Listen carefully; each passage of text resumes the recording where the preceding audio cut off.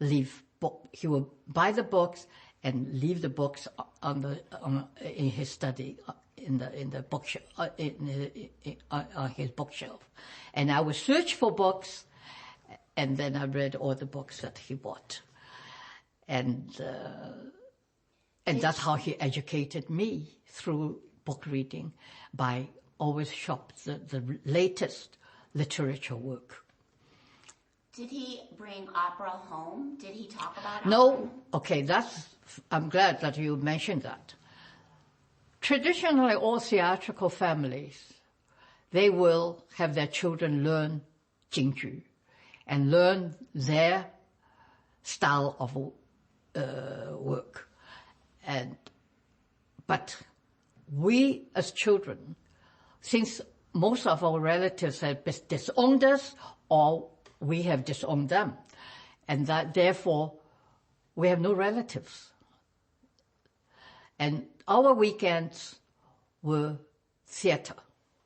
In the afternoons, Hollywood films. And in all Huaju is modern Chinese stage play. And in the evenings, we go to watch Jingju. Usually, most are my father's performance. On Sundays, 9 o'clock, we are shipped home. No more. We had to go the next day, the school day.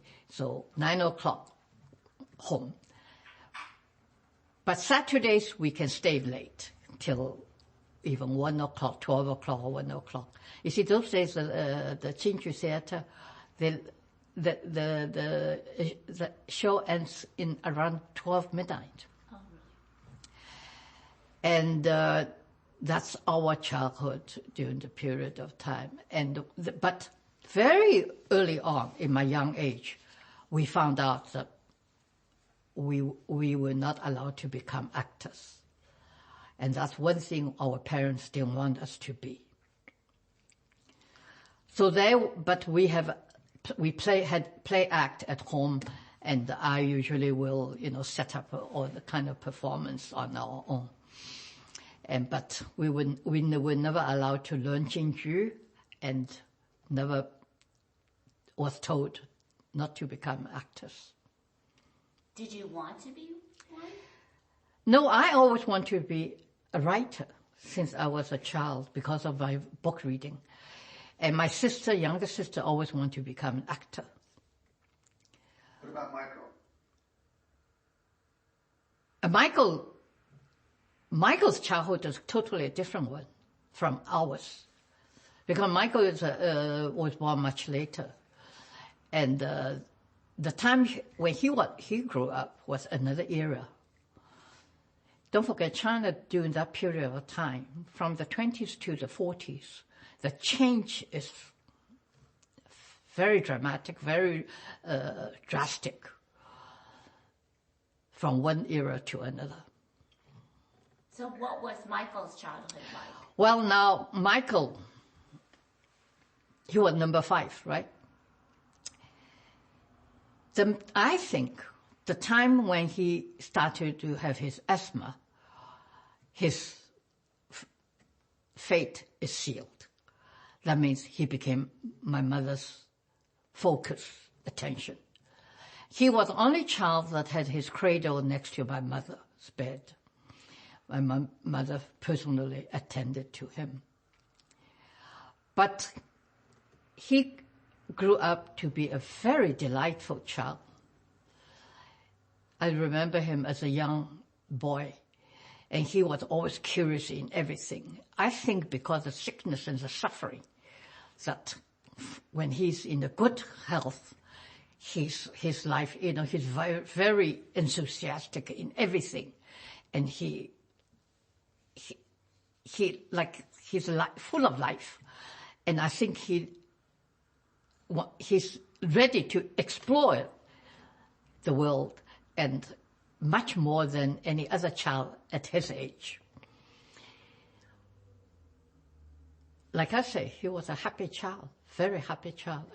Totally, the character is later on, the personality is quite different.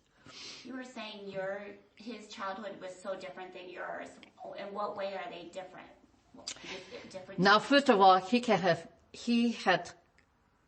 have a pocket allowance. We never had money. And he was a collector, a stamp collector.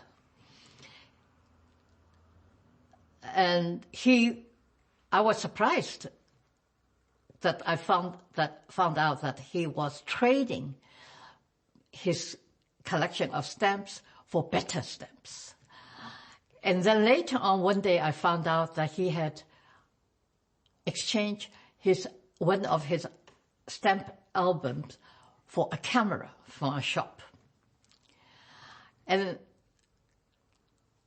after he got the camera, an old camera, home, he found the camera didn't work. The negative couldn't get in, and the switch was jammed. So he called up the shop and said, the camera's not working. And the shop told him, you must have dropped it. He said, no, I haven't dropped it. So he said, can I bring it back to you? He said, no, you cannot bring it back to me. So he was gypped. And this, I think, that was the first lesson Michael learned to be taken. He was taken. And I think this is a very good lesson for him. And this is a lesson he learned. He paid a small price for his big dealing later on in his life. And there's another episode, if you want it, I can tell you. That one day all children were in our playroom and we were doing all our own stuff. And suddenly we all stopped and we turned around and looked at Michael. He was sitting in a little sofa. And he was play-acting a film scene. A scene of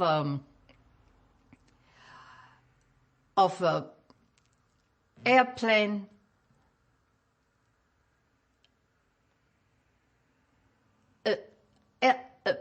airplane fighting and dogfight with an enemy plane.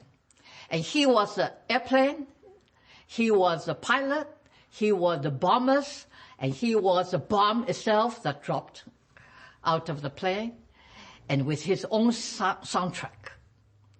And he did all that in one scene. It was quite fantastic. We all watched him. And then suddenly he stopped. And I said, don't stop, continue. He said, no, cannot. They all perished. And that's how he reacted. And that's a time that I remember him so well. And the same way he talks, always very brief and very precise. And always the minimal. That's his motto. How old was he when he did that? I think was maybe 8 or 10, around that age. It's kind of the Japanese occupation. Okay, can you tell us about the Japanese occupation at that time? What was it like, and how did your father and mother respond to that? Oh, that's a long story.